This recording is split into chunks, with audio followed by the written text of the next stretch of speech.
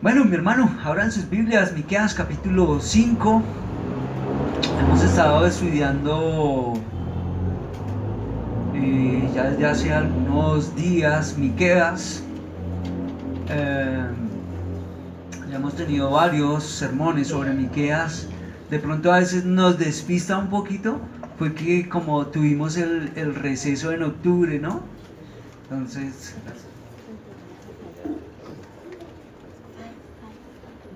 eh, como tuvimos un recesito en octubre para hablar de la doctrina de la palabra, entonces quizás nos despistamos un poquito de Miqueas, así que esta mañana va a ser un resumen así un poquito general, un poco más histórico, para que como que nos ubiquemos un poquito y nos sentemos nuevamente.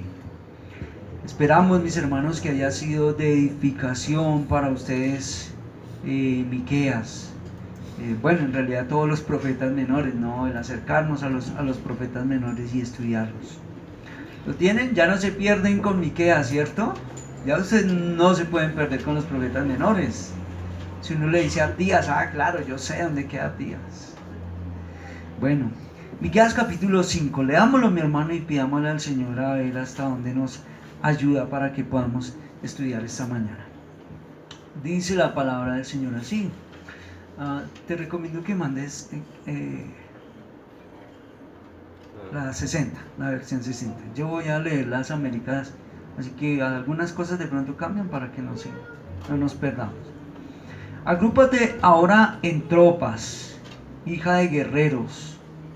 Han puesto sitio contra nosotros. Con una vara herirán en la mejilla al juez de Israel.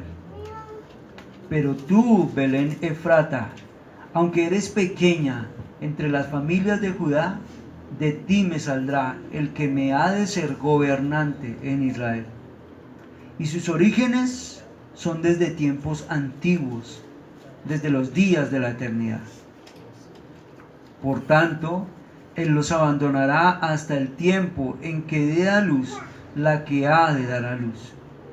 Entonces el resto de sus hermanos volverán a los hijos de Israel.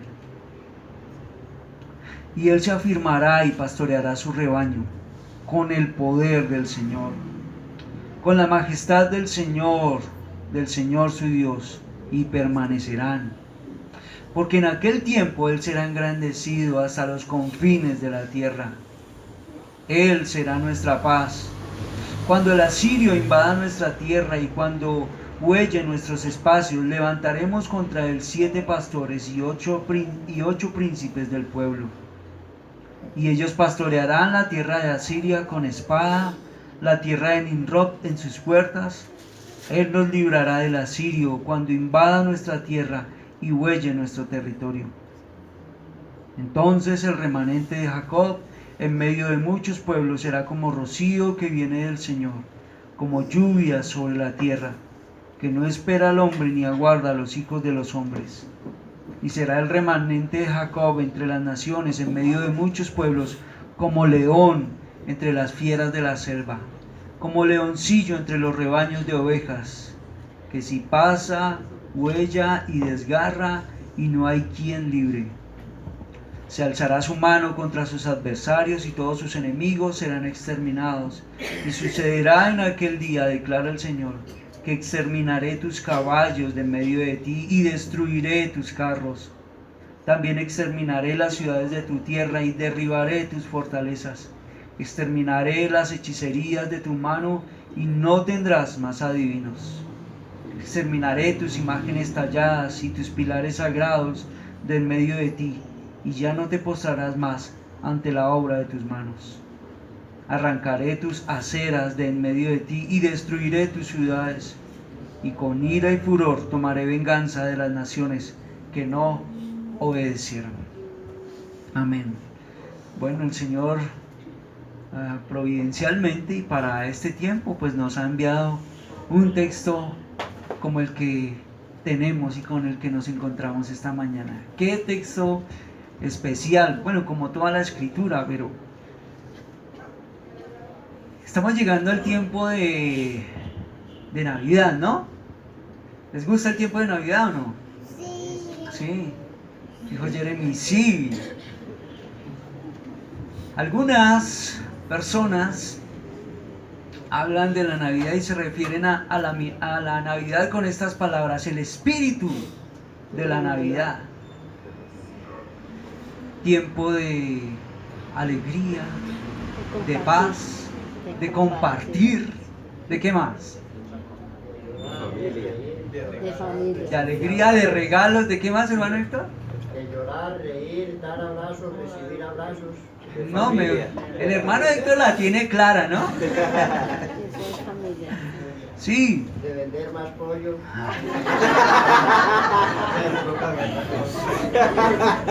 Vamos a cobrarle al hermano Héctor esos comerciales. Pues mis hermanos, ¿sabe qué? Lo que el mundo se refiere como el espíritu de la Navidad, lo que ellos refieren esa idea como el espíritu de la Navidad, es una idea que va en contra de ellos mismos. ¿Sabe por qué? Porque entonces en este tiempo es donde las personas reconocen que todo lo han estado haciendo mal. El creyente, sus hijos, mis hermanos, que ustedes tienen la oportunidad de discipular en sus casas, no pueden ser levantados con ese espíritu de Navidad. Porque si estamos hablando de una cantidad de características como las que estamos hablando, así dejándolo en lo planito nomás, pues siempre debería estar presente en el creyente, ¿o no? El compartir, siempre. La unidad, siempre. El buen deseo y la buena alegría para servir a nuestros hermanos, siempre. Se da cuenta cómo reconoce el mundo en una frase tan sencilla: el espíritu de la Navidad. Lo hemos hecho mal todo este año, pero ahora vamos a despertar el espíritu de la Navidad.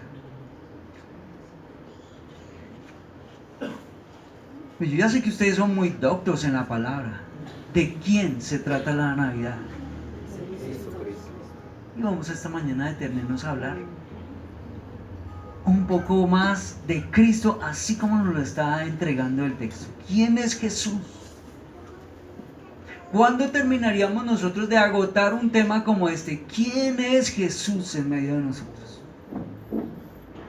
Esta mañana cantábamos algunas canciones como engrandece al Señor, su nombre exaltada. ¿Cómo es que dice la parte del coro? Honor, mi gran rey y mi Señor, príncipe de toda paz. Y todas esas palabras, ¿de dónde salieron? De la Escritura. La palabra, como les decía, nosotros nos referimos a nuestros niños así, ¿no? Mi cosita, mi no sé qué, todo eso. La palabra habla de nuestro Señor como el príncipe de toda paz, como el Dios todopoderoso, admirable, consejero, Jesús, Emanuel, Dios con nosotros. Así se refiere la palabra a nuestro Señor, a nuestro Cristo. ¿Cuándo terminaríamos nosotros de agotar esta idea en la iglesia, Nancy? ¿Cuándo Cristo dejaría ya hemos hablado mucho de Cristo, ya esa no la sabemos? ¿Cuándo? De Él es del que se trata de la Navidad. Y aunque aprovechamos el tiempo para dar regalos, la Navidad no es eso. No es los regalos. No es la mucha comida, ¿no, Joana? Ya Joana está emocionada porque vamos a comer, me dijo. Ropa, regalos, festejos. ¿Se dan cuenta cómo para las personas de afuera la Navidad en realidad no tiene sentido? Viene el espíritu de la Navidad. No saben.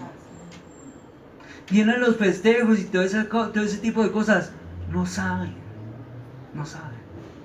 Yo siempre he insistido en esta idea. Si hay para alguien que tenga sentido, la Navidad debería ser para el creyente. ¿Por qué? Porque nosotros entendemos cuál es el verdadero sentido. Lamentablemente nosotros a veces también caemos en esa idea de consumismo, ¿no? Mis hermanos, y yo sé que los Yo sé que los maestros de los niños han estado haciendo esta tarea, pero no es una tarea que corresponda solo a ellos. Nosotros debemos insistir mucho con nuestros hijos en esta idea en Navidad. Si hay la oportunidad para dar un regalo, ok, está bien, pero que nuestros hijos no iban con ese espíritu navideño que se despierta en diciembre. Ustedes, mi hermano, y yo debemos ser claros en compartirle a nuestros hijos de qué se trata la Navidad. No es de, vamos a estrenar en diciembre, vamos a botar la casa en diciembre, vamos a comprar y entramos.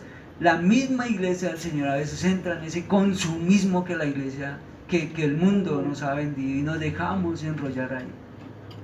Debería estar claro eso en nuestra mente. Así que le animo a mi hermano a que si usted hace esa tarea en su casa, hágala correctamente. Entendemos nosotros que el pequeño que nace en Belén, ese niño que nace en un pesebre, es el Creador todopoderoso, Creador de los cielos, Creador de la tierra, por el cual subsisten todas las cosas. En Él subsisten, en Él existen. Por Él y para Él fueron hechas. Eso cambia mucho la idea, ¿no? Pero ¿por qué esta introducción así como tan larga sobre el asunto, no? ¿Sí notaron de quién nos está hablando el profeta? Pongamos un poquitico de contexto a todo esto.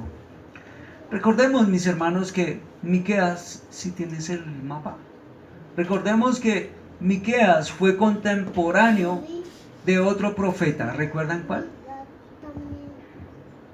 ¿No? Isaías. Parece ser que Miqueas fue contemporáneo de Isaías. Y recuerdan que Miqueas profetiza antes de la caída de Samaria. Por lo que nosotros hemos visto de las fechas, del tiempo,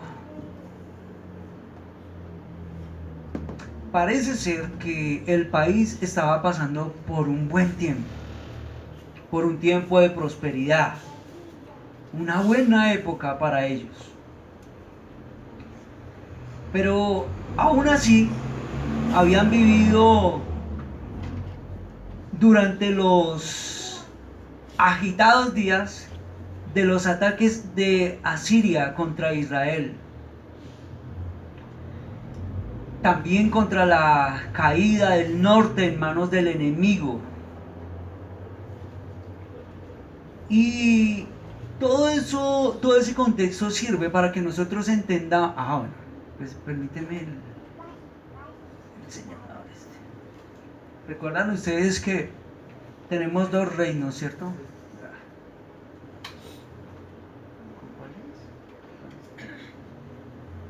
Recuerdan ustedes que tenemos dos reinos, el reino del norte y el reino del sur. Para ese tiempo ya el reino estaba dividido, ¿no? Y el reino del norte, esta parte del norte, ¿cuántas tribus habían en el reino del norte? 10. Ellos iban a ser atacados por un pueblo de acá, de este lado, que iban a ser los asirios. Eso para la historia es muy importante que lo entendamos. Ellos iban a venir contra Israel. Israel iba a caer. Ellos iban a ser sus grandes enemigos. Ese hecho histórico iba a afectar mucho el mensaje que los profetas iban a dar.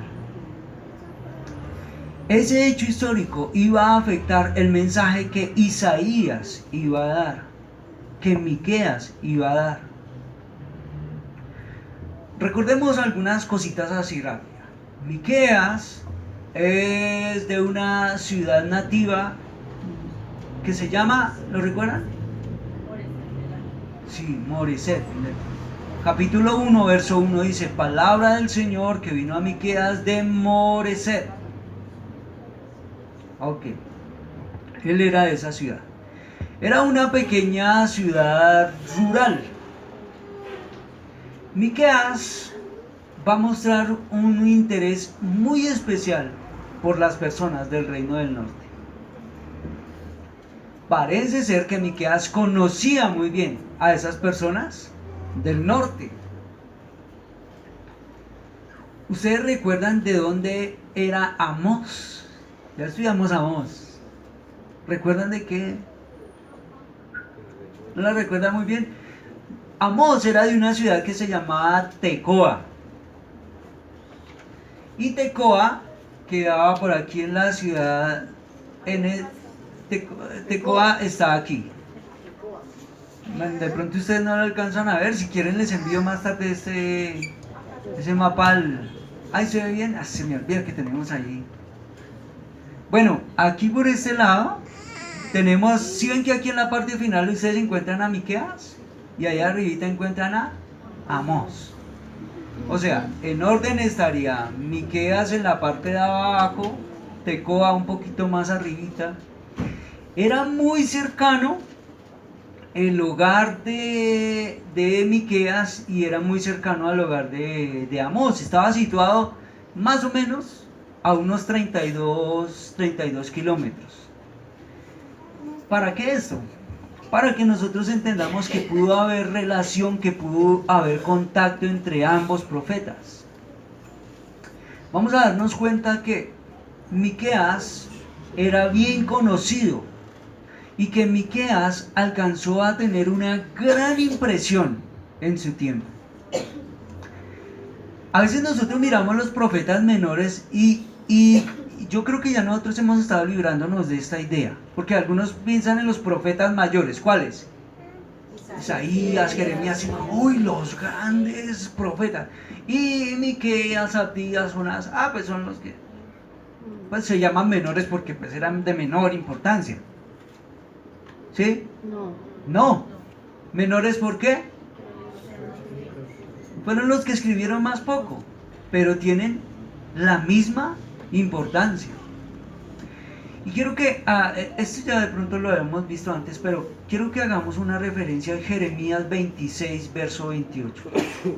Jeremías 26, verso 28. Y notemos que Jeremías, hermano, va a hacer una mención de Miqueas, para que nosotros entendamos cuál fue el alcance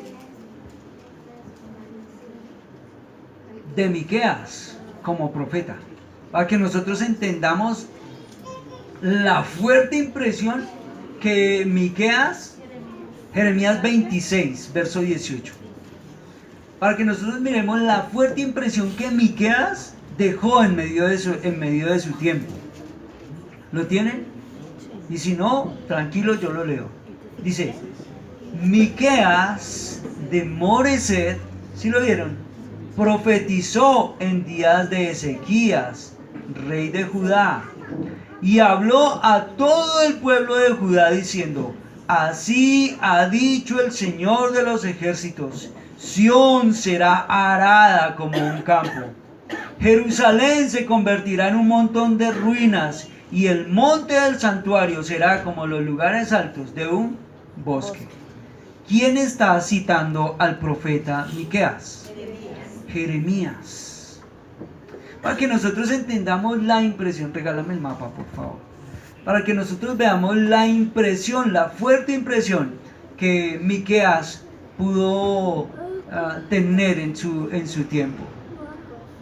Aquí tenemos a Miqueas. Ya les digo que muy probablemente pudo tener contacto con el profeta Amós, porque sus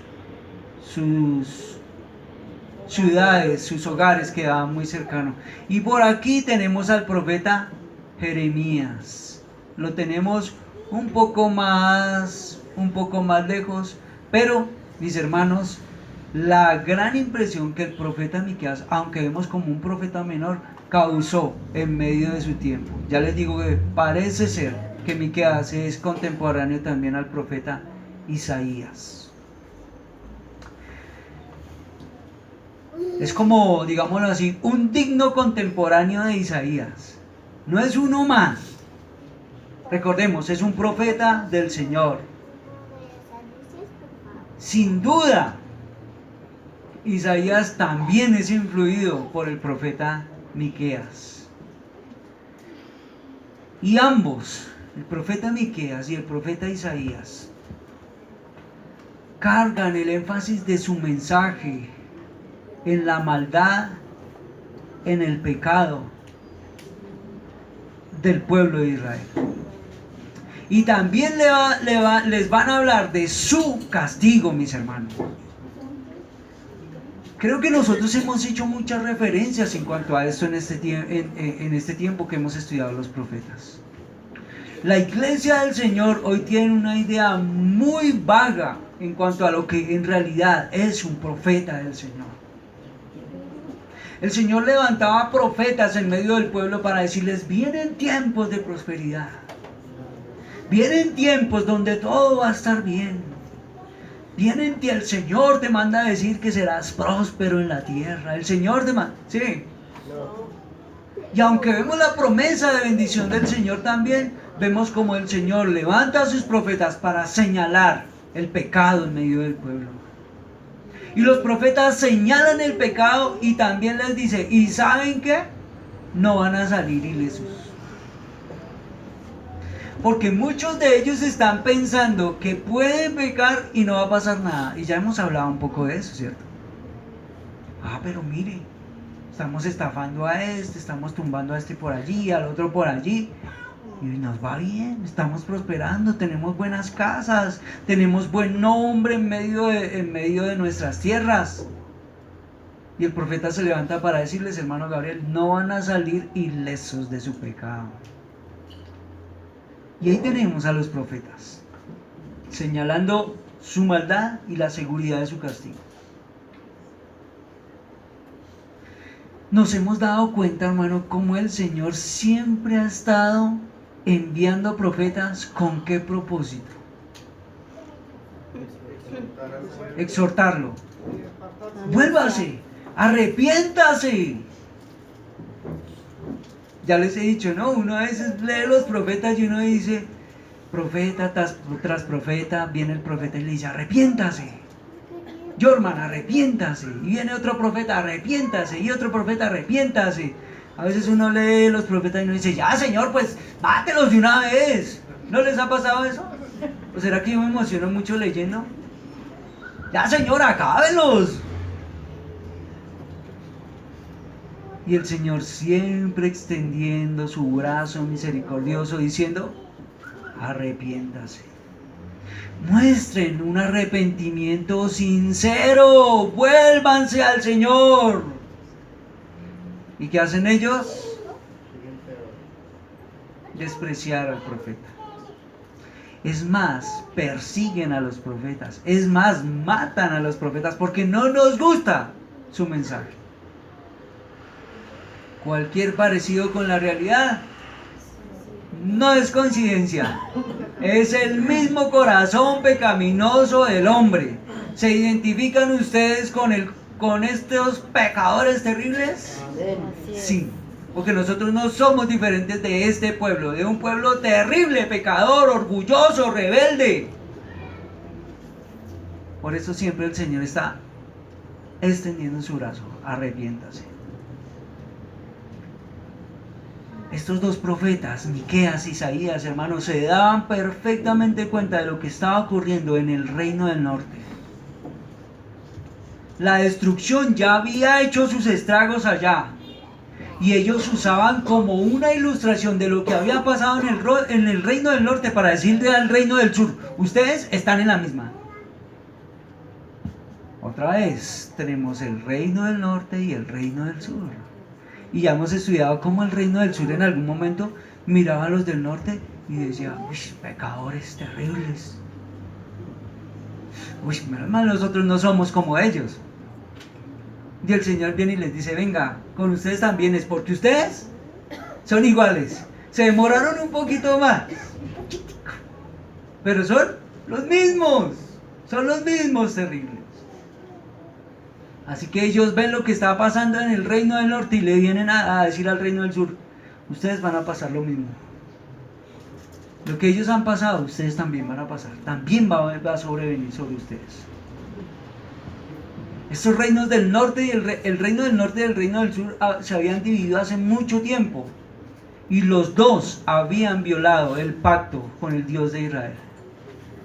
Y Miqueas viene y advierte que Dios enviará al malvado imperio de los asirios No pude, se me olvidó extender un poquito el mapa, pero los asirios quedan por aquí. ¿Ustedes recuerdan cuál es el que está por aquí?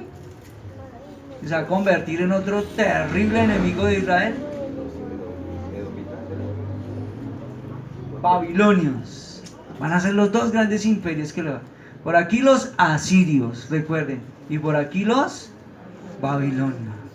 Y ellos van a venir contra este pueblo y van a arrasar y los van a llevar cautivos. Algún día llegaremos a estudiar cómo es que los van a llevar cautivos y los van a sacar de su tierra. Y el Señor va a utilizar, miren mis hermanos, esto hay que leerlo con calma, con tranquilidad y entendiendo lo que el Señor nos está comunicando. Porque el Señor llama a su pueblo y le dice: ustedes son unos terribles pecadores y por su pecado no van a salir ilesos. Y el Señor va a utilizar a otros pecadores terribles para tratar con el pecado del pueblo de Israel. ¿Sí me va a entender? Están en pecado. El Señor les ha dado la oportunidad de arrepentirse y ha sido el llamado siempre. Y el Señor les dice: Pedrito, les voy a enviar a un terrible enemigo para que venga y se enseñoree de ustedes. Y el Señor de esa manera va a tratar con su pueblo. Le dice al reino del norte: los van a devastar. Y Jerusalén también va a quedar destruida, porque Jerusalén está aquí abajo, hace parte del reino del sur. Y a Jerusalén le dice: bueno, lo que quede van a venir los babilonios y también la van a arrasar. Es un juicio terrible del Señor. Traerán destrucción. Y el profeta dice lo siguiente, mis hermanos, Miqueas 3, verso 8. ¿Y por qué se atreve a hablar Miqueas de esa manera? ¿Por qué? El profeta dice lo siguiente: yo en cambio estoy lleno de poder. Ya hemos estudiado ese texto, ¿cierto? Del Espíritu del Señor y de juicio y de valor, para dar a conocer a Jacob su rebelión y a Israel su pecado. Estos son los profetas del Señor, que se levantan y dicen: yo vengo a hablarles en nombre del Señor y estoy lleno de poder, del Espíritu del Señor, de juicio y de valor. Porque de eso necesitaba el profeta, de valor, levantarse a hablar. No provenía su palabra de él, así que se necesitaba de valor, de pararse frente al pueblo que aún lo iba a señalar y que quizás resultara matándolo a él. Y dice: pero no es mi mensaje, es el mensaje del Señor y tengo que decírselo. Esa es la autoridad del profeta. Yo en cambio estoy lleno de poder, del Espíritu del Señor y de juicio y de valor, para dar a conocer a Jacob su rebelión. No son como los falsos profetas de hoy que dicen: vengo en nombre del Señor a decirles que todo va a estar bien. Se levanta el profeta en nombre del Señor y vengo a decirles que todo está mal y que si no se arrepienten el Señor los va a destruir.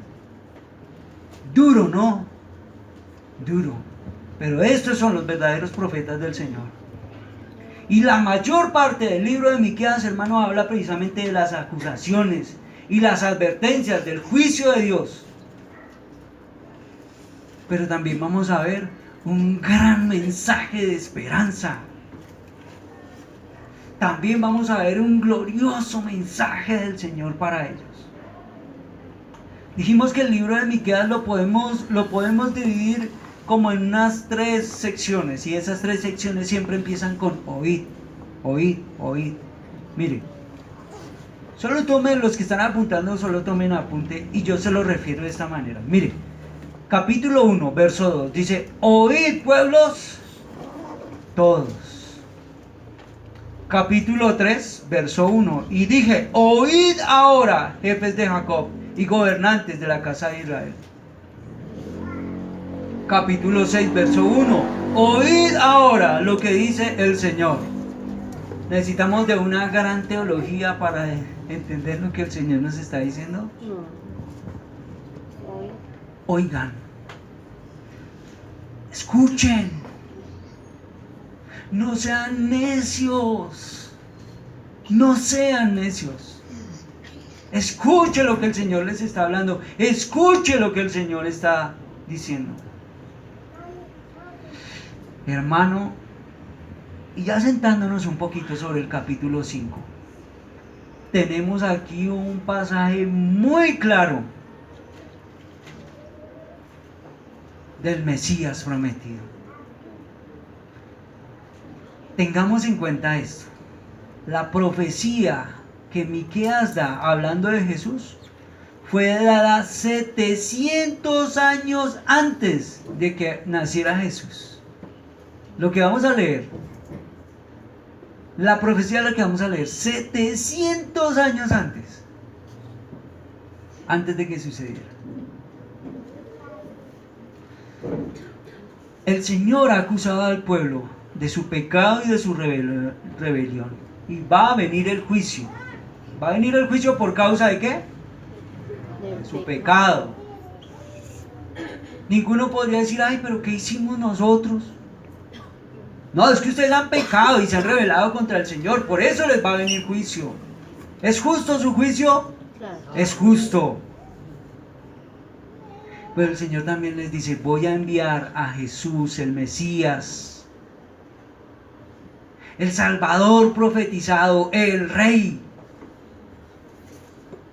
Hermano, tiene uno que ser muy descuidado leyendo la Escritura para solo hablar de un Dios de ira, para solo hablar de un Dios que castiga.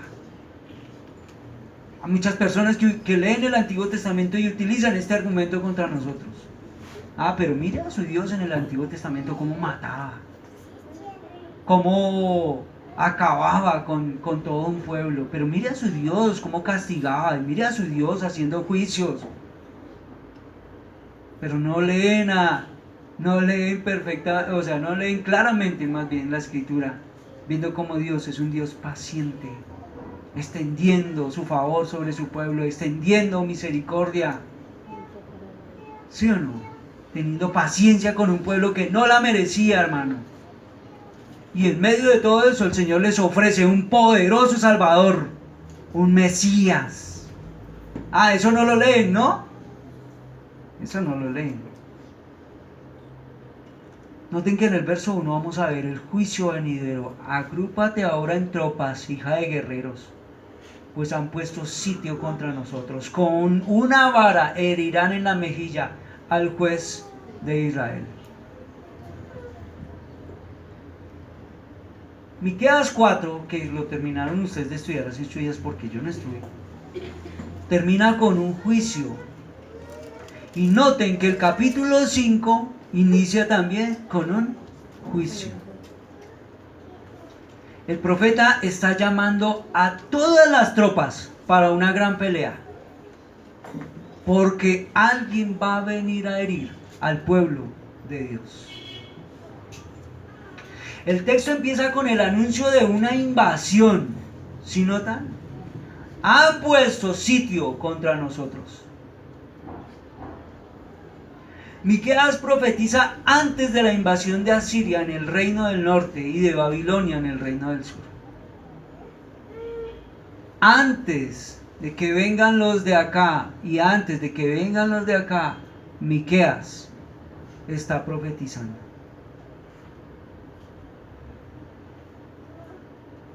Pero no solamente les muestra la destrucción, les muestra su pecado, les profetiza y les habla de la necesidad de un Salvador.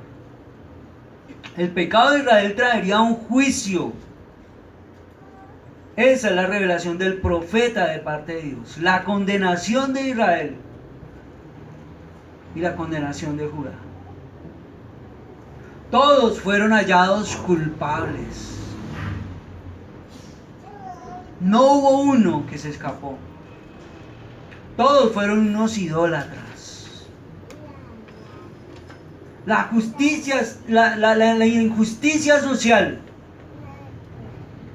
cabalgaba rampante en medio de en ese tiempo. Había un ritualismo religioso que los alejaba del Señor cada vez más. El profeta es muy detallado en decir cuáles eran los pecados del pueblo. ¿Lo recuerdan?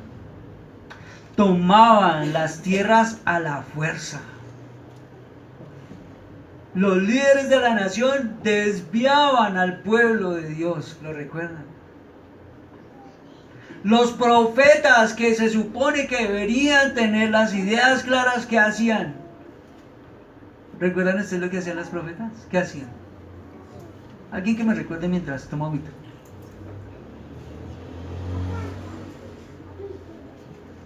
¿Cuánto estás dispuesto a dar para que yo te profetice? Buenas cosas. Eso solamente para dar un ejemplo, porque ya hablamos de eso. Esa era la condición del pueblo. Los líderes desviados, los profetas desviados. Y el profeta Miqueas le dice a Israel que se preparen tropas porque han puesto sitio sobre Israel, en la ciudad de Samaria en el norte y en Jerusalén en el sur. Aquí en el norte, ¿dónde tenemos Samaria? Creo que no la... Aquí. Samaria, como la capital del reino del norte. Y Jerusalén, aquí está Jerusalén, como la capital del reino del sur. Han puesto sitio sobre Israel.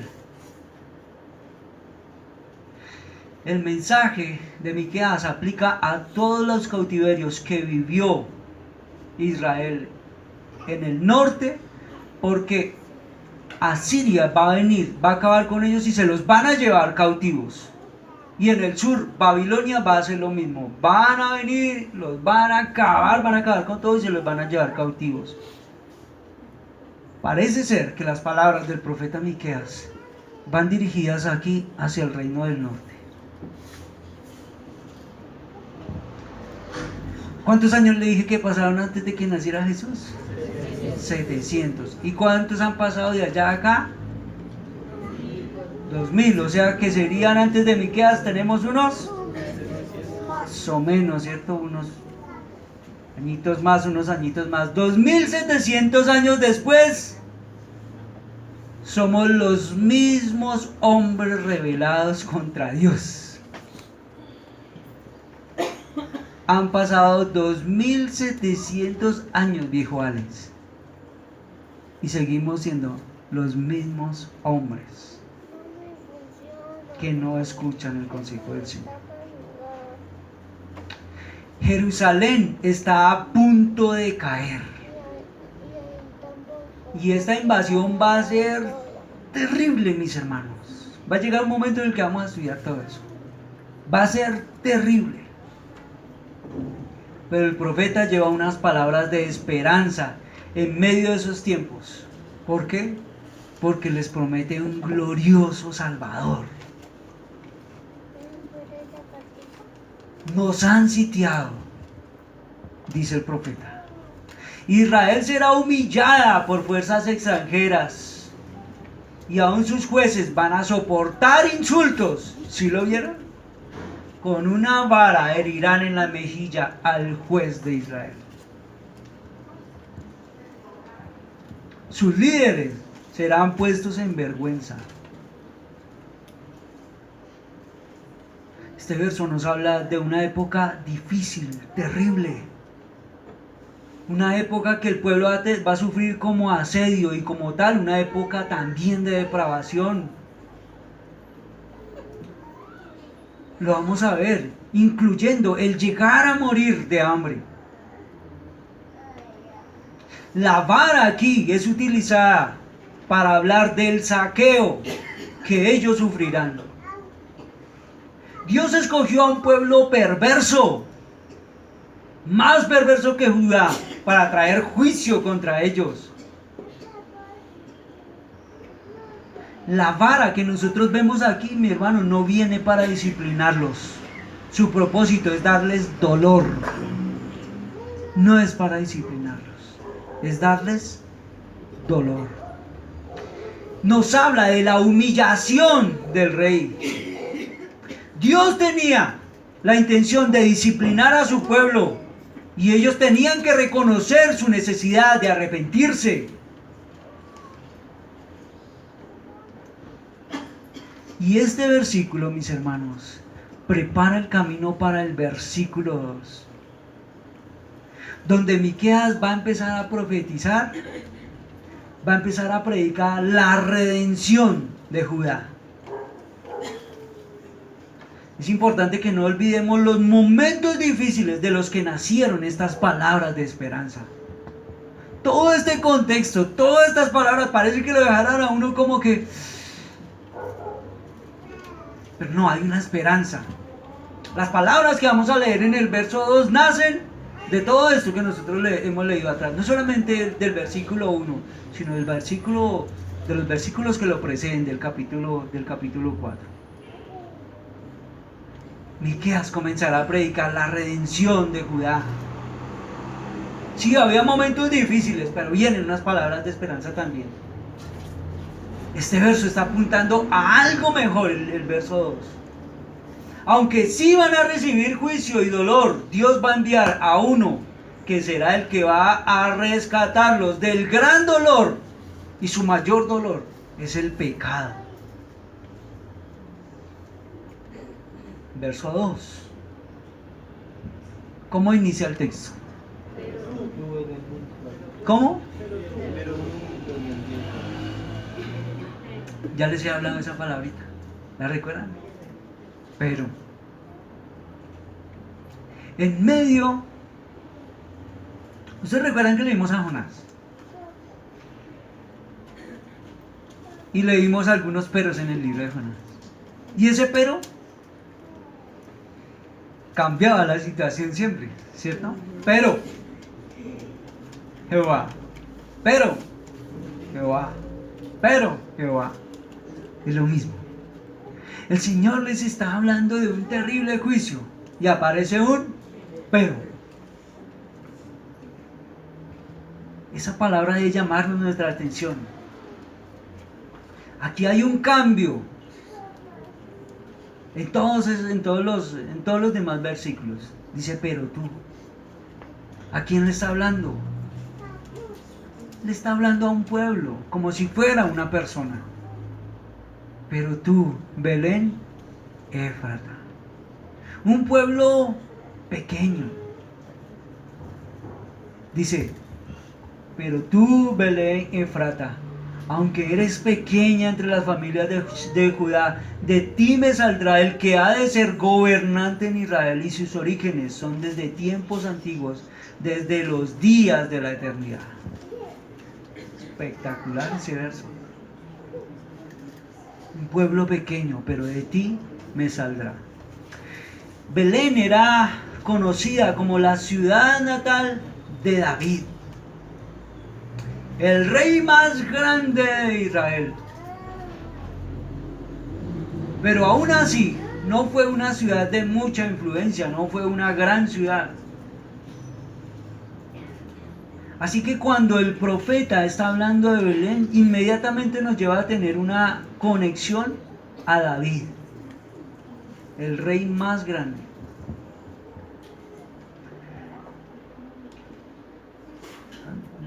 No voy a detenerme sobre eso y si no se me va el tiempo aquí. Así que el texto apunta también a David. El reino en realidad inició con David. ¿Ustedes recuerdan que hubo un rey que estuvo antes de David? ¿Quién fue? Saúl. Pero en realidad el reino inicia con David. Pero, un nuevo rey vendrá del linaje de David. Derrotará al gran enemigo.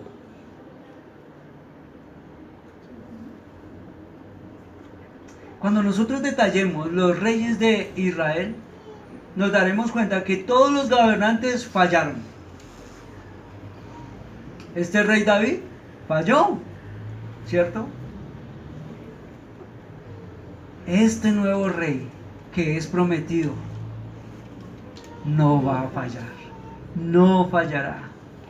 Gobernará a Israel. ¿Y sabe qué dice de él? Es eterno. Ahora Dios va a enviar a uno sobre su pueblo que será mucho mejor y que va a salir de Dios mismo.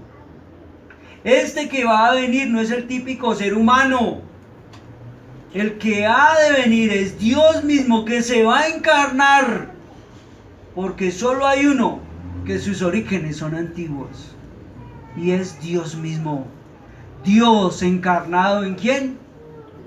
En Cristo.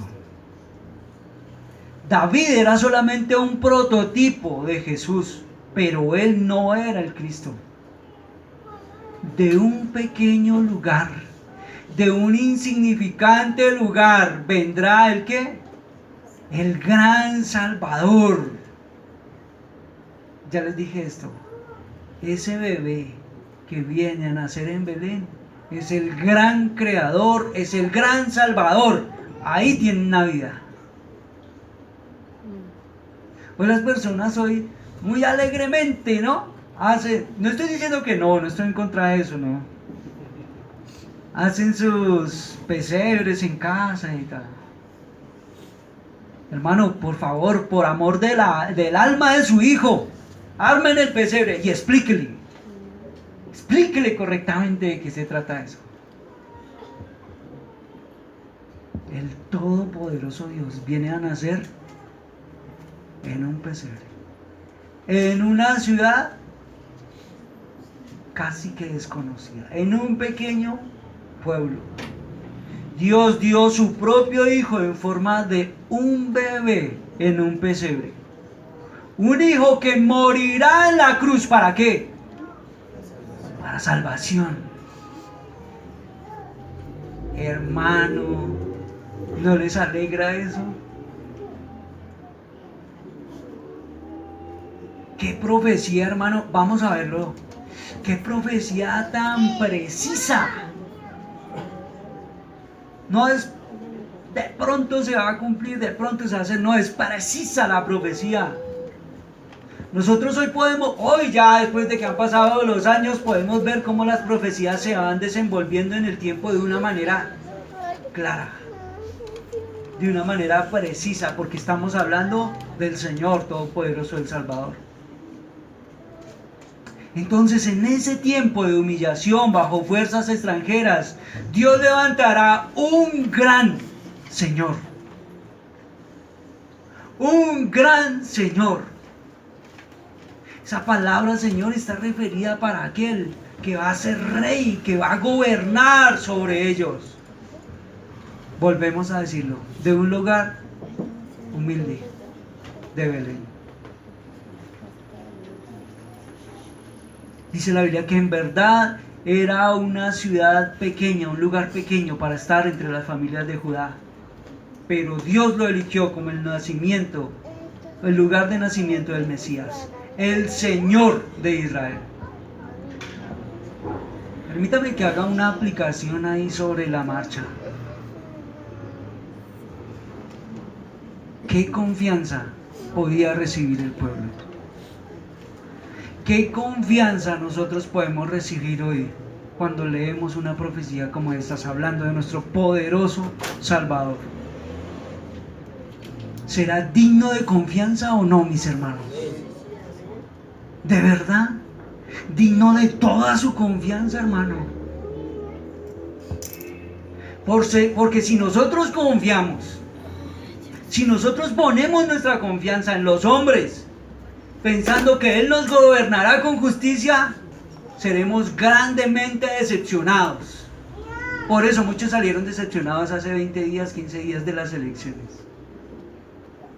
Porque miran a un hombre y ponen su esperanza en el hombre, hermano. Si ponemos nuestra confianza en el hombre, seremos grandemente decepcionados. Y eso es lo que el texto nos lleva a ver. Nuestra fe y nuestra esperanza se llenará cuando confiamos en aquel que nació en Belén y reina desde la eternidad. Que el Señor decidió ponernos la alcaldesa que puso. Fue el Señor el que la puso. Y nosotros no confiamos en Claudia. ¿En quién está puesta nuestra esperanza? ¿Podremos encontrar aquí un gobernante que gobierne justamente para nosotros? No, entonces ¿cuál es su decepción? Algunos rasgaban sus vestiduras, cristianos rasgándose sus vestiduras en Facebook porque quedó Claudia. Eso es no tener la mente clara, hermano. ¿Se da cuenta? Eso es cuestión de doctrina, papá. De lo que hay aquí en el corazón, en quién confiamos, en quién esperamos, qué está haciendo el Señor, si el Señor es soberano o no. Se dan cuenta que es cuestión de doctrina, de lo que el creyente sabe. No piensen que estoy levantando las banderas de Claudia, ¿no? Me van a interpretar. No, claro que no. Pero descanso en la soberanía de mi Señor. ¿Estoy de acuerdo? No. Y si hubiera quedado otro arriba, pues tampoco, porque ¿quién nos va a gobernar a nosotros con justicia? ¿Quién? Pero la esperanza del creyente es otra, hermano, es esta. Este pasaje de Miqueas fue citado por los principales sacerdotes y maestros de la ley cuando Herodes preguntó sobre el nacimiento del Mesías. Miremoslo, mis hermanos. Mateo 2.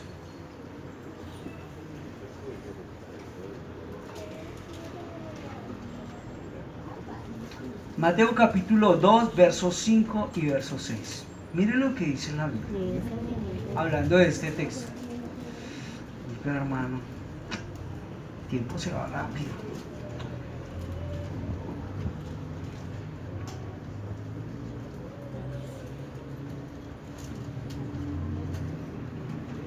Tenemos ahí un encuentro de, estamos hablando de Herodes. Verso 4. ¿Les dije 4? ¿Les dije 5? Bueno, voy a leer desde el 4. Entonces, reuniendo a todos los principales sacerdotes y escribas del pueblo, indagó de ellos dónde había de nacer el Cristo. Y ellos le dijeron, en Belén de Judea, porque así está escrito por el profeta. Y dice, y tú, Belén, tierra de Judá, de ningún modo eres la más pequeña entre los príncipes de Judá, porque de ti saldrá un gobernante que pastoreará a mi pueblo. ¿A quién estaban citando ellos? Mis hermanos, cuando uno de los autores, para aclarar esto, cuando uno de los autores del Nuevo Testamento cita el Antiguo Testamento, él no se está refiriendo a una partecita. Él se está refiriendo a todo el texto del Antiguo Testamento, pero da esa pequeña porción del Antiguo Testamento para llamar nuestra atención y que nosotros miremos.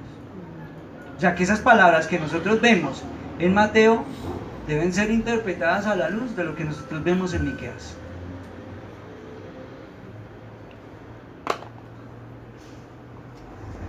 Pero tú, Belén Efrata, aunque eres pequeña entre las familias de Judá, mire la parte B. De ti me saldrá el que ha de ser gobernante en Israel. Y sus orígenes son desde tiempos antiguos, desde los días de la eternidad. Ya que el texto nos lo presenta así, hermano, vamos a afirmar algunas cosas sobre la deidad de Cristo, porque estamos hablando de Cristo. Afirmemos algunas cositas de doctrina cristológica que debe ser firme en la iglesia. Es una promesa gloriosa cumplida ¿en quién? ¿En quién? En Cristo. ¿Está claro el texto o no está claro? Y la voz profética de Miqueas declara que aunque Jesús vino de Belén, Él no comenzó allí. Sus salidas son desde el principio. La Biblia nos dice que Jesús es el alfa y la omega, el principio y el fin. Esto significa que desde el mismo principio Jesús estaba allí. Nunca hubo un tiempo en que Jesús no existió. ¿Eso está claro? Jesús no es un ser creado.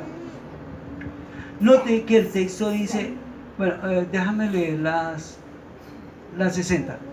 Porque yo tengo aquí, dice, de ti me saldrá el que ha de ser gobernante en Israel, y sus orígenes son desde tiempos antiguos.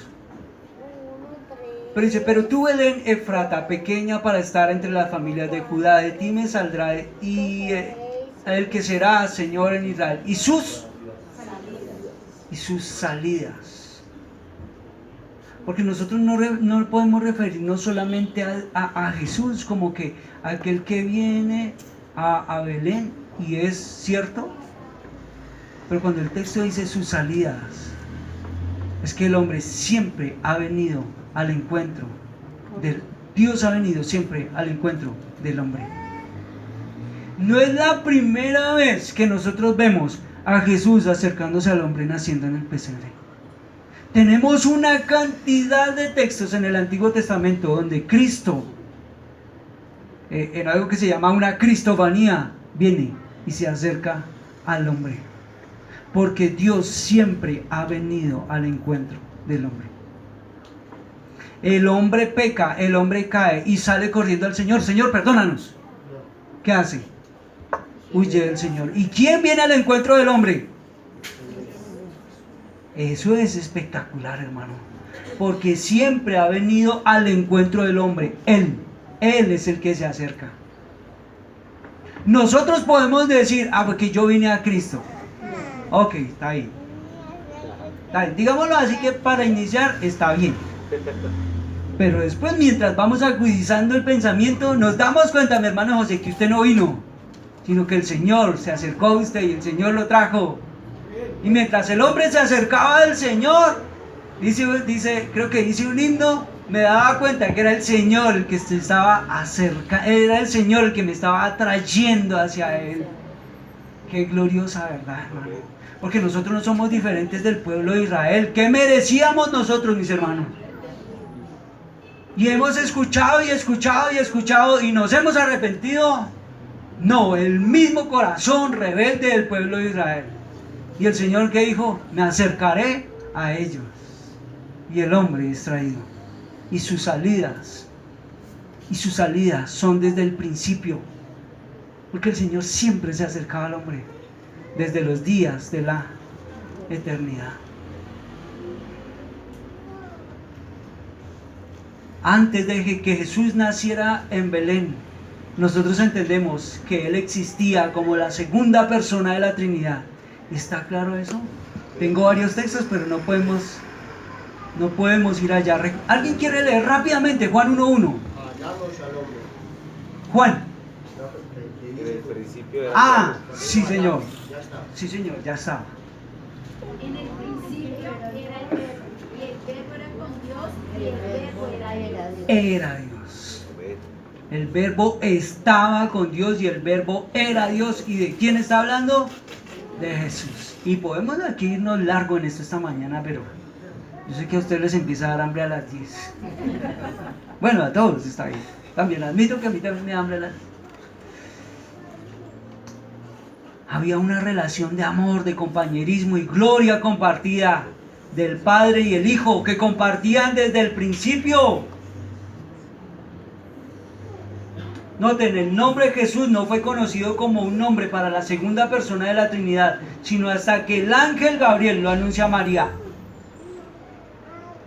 El Hijo Eterno existía antes de que Él se revelara a sí mismo como Jesús. Él ya era, Él ya existía.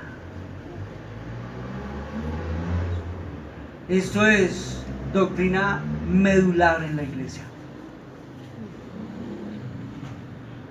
Nosotros no podemos dudar ni por un minuto, ni por un segundo de la deidad de Cristo. Y eso es lo que el texto nos está mostrando.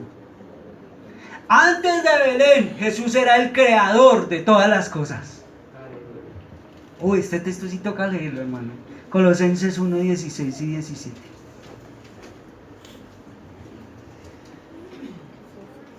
Colosenses 1, 16 y 17. Si lo encontró bien, y si no, déjeme, yo se lo leo porque el tiempo se nos va.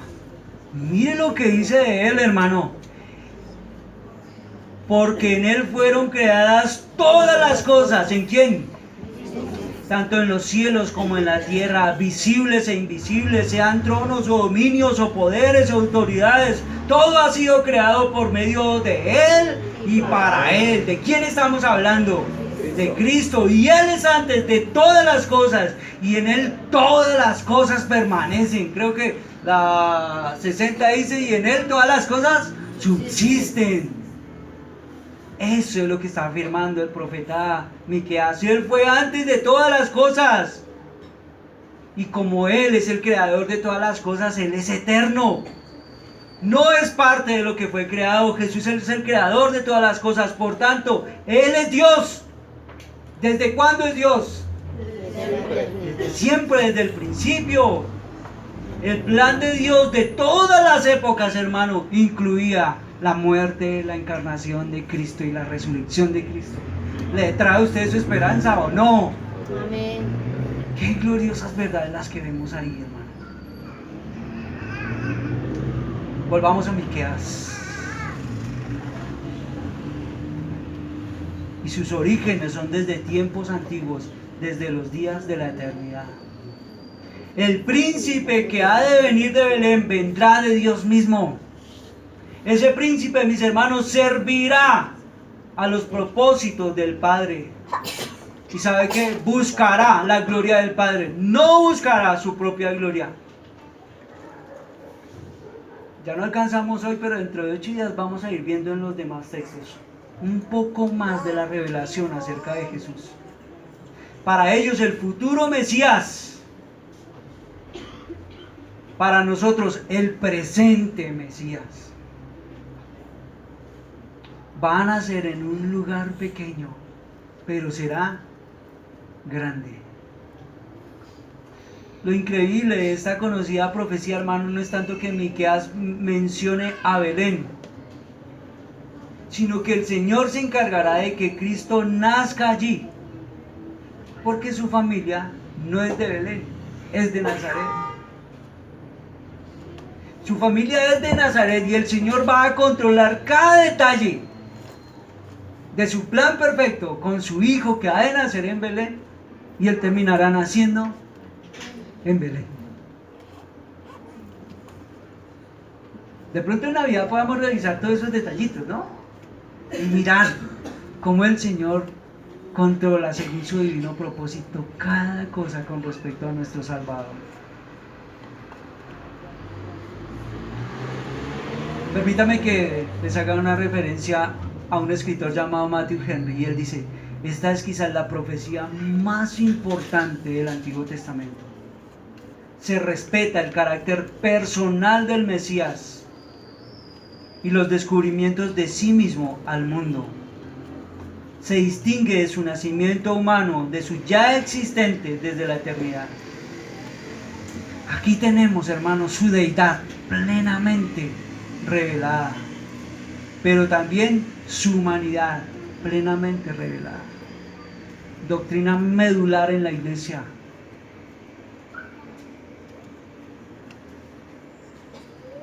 ¿100% Dios? ¿100% hombre? ¿Creemos en eso? Esa verdad es inamovible. Esa verdad es absoluta. Aunque hay personas que no les guste hablar de absolutos. Verdaderamente hombre, verdaderamente Dios. Él es el Dios hombre. Este pasaje armoniza con estas palabras que quiero que terminemos en Isaías capítulo 9, que lo leíamos con mis hermanos esta mañana. 9.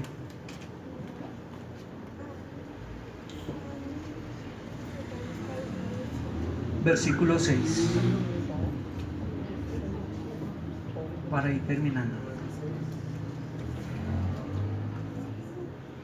Y vengan los muchachos y vamos a terminar cantando el himno. Dice el profeta, capítulo 9, verso 6.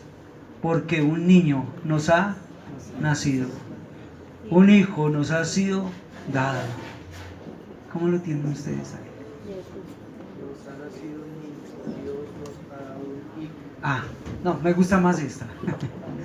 Porque un niño nos ha nacido, un hijo nos ha sido dado. Dice, y la soberanía reposa sobre sus hombros. Y llamará su nombre admirable, consejero, Dios poderoso, Padre eterno, príncipe de paz.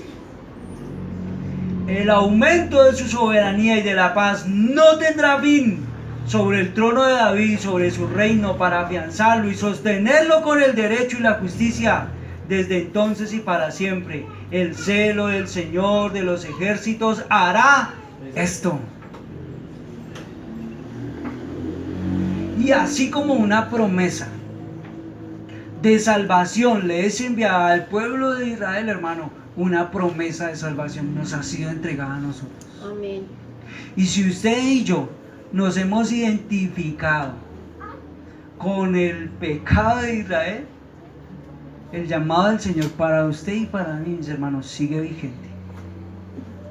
Arrepiéntase. Arrepiéntase de su pecado.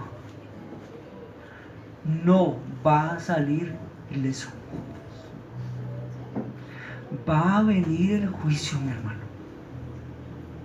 Va a venir el castigo, mi hermano. Usted y yo no podemos mirar al pueblo de Israel de lejos y decir qué terribles. Ya les he hecho referencia en cuanto a esto. Nosotros miramos al pueblo de Israel y lo vemos desde lejos y decimos, uy, esa gente era una gente terrible. Y nosotros estamos dentro de esa gente terrible. Corra, mi hermano, a su poderoso Salvador. Por amor de su alma, corra. ¿Qué esperanza tiene? La misma que tenía el pueblo de Israel. Ha venido un poderoso Salvador. Para ellos futuro, para nosotros presente. Hoy es el tiempo de salvación, hoy es el tiempo de acercarnos al Señor, hoy es el tiempo de que debemos a mirar a Jesús como lo mira el resto de gente para la Navidad. No tiene sentido para ellos, para nosotros debe tener todo el sentido. ¿Quién nace en un pesebre? ¿Por qué razón?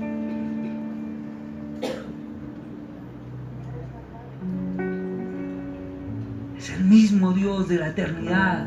Viene a hacerse hombre, a acercarse a nosotros, porque usted y yo no corremos hacia el Señor, porque usted y yo queremos correr cada vez más lejos de Él, porque usted y yo en nuestra rebeldía queremos es apartarnos del Señor y necesitamos de la poderosa gracia de nuestro Señor que se acerque, mi hermana, y nos traiga con su abrazo de amor.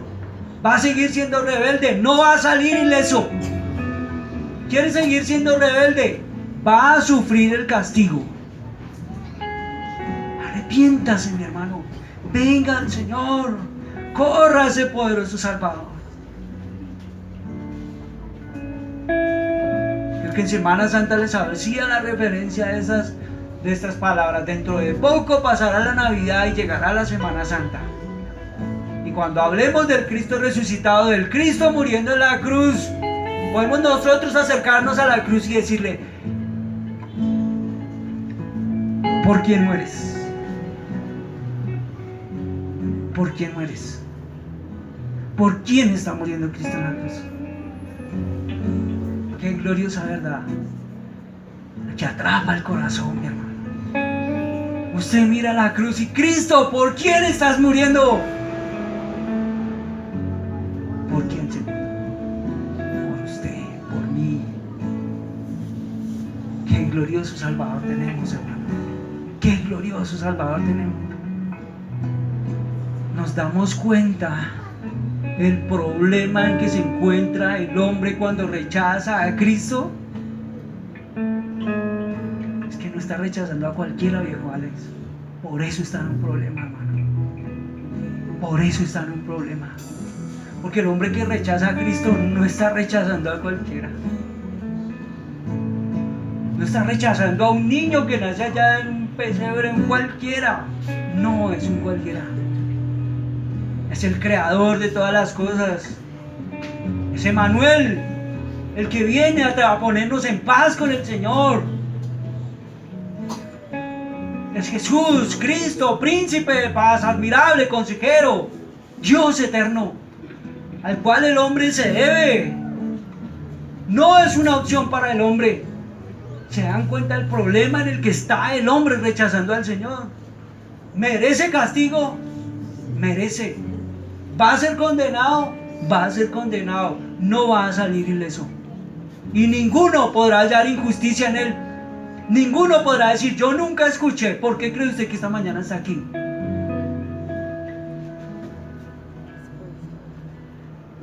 Yo sé que soy débil y corto en mis palabras. quiera el Señor esta mañana abrir su corazón, abrir sus ojos, extender su gracia sobre nosotros para que a pesar de mi limitación, hermano, podamos esta mañana acercarnos un poquito y ver un poco más la gloria de nuestro Salvador, la gloria del poderoso Salvador. ¿Les trae esperanza? Amén. ¿Se van regañados? Sí y no. Pero hay un glorioso Salvador en el que esperamos. Mis hermanos, pónganse sobre sus pies. Mi hermano, ¿qué más podría yo decirle esta mañana? Que corra al Salvador. ¿Qué más podría decirle yo? Que corra a su Señor. Si usted descubre esta mañana, hermano, que usted sigue rebelde en su pecado y que usted sigue necio en su pecado, pues tengo que repetirle las palabras de Miqueas: arrepiéntase. Y se lo estoy diciendo así porque pues también tengo que decírmelo a mí, ¿no? O sea, no quiero que ustedes me hagan como que, uy, ese... No, yo tengo que mirarme hoy y decir: arrepiéntase, Edgar, corra a su Señor. En Él hay esperanza, en Él hay salvación. ¿Cómo dirijo yo esta oración esta mañana? Así que con sus propias palabras, hermano, ore al Señor. Con sus propias palabras, corra al Señor, pida perdón, no espere dirección en esta oración. Corra al Señor. Oremos por su favor esta mañana.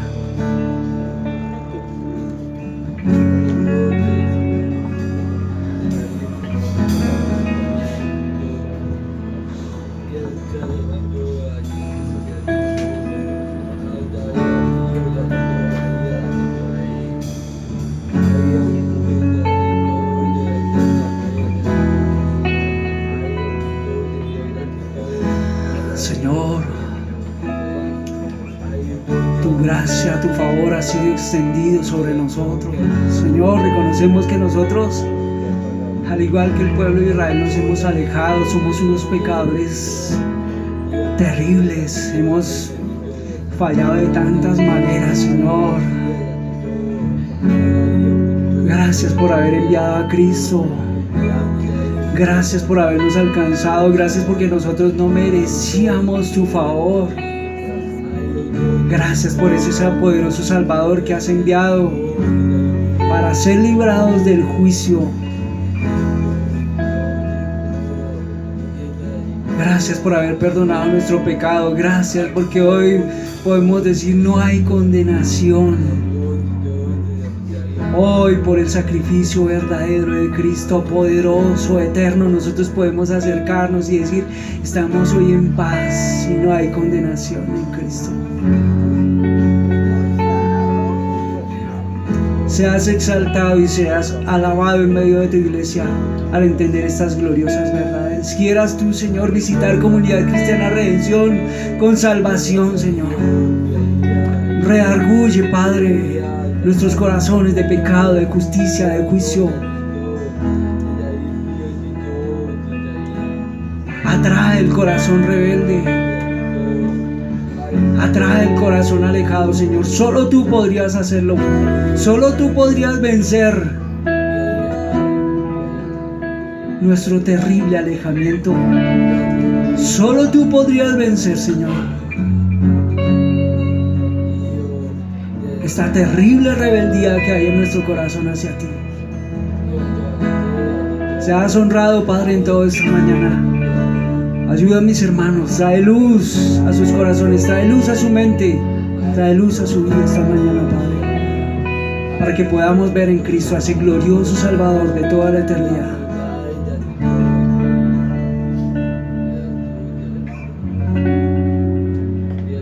Terminemos cantando juntos estas palabras esta mañana, mis hermanos.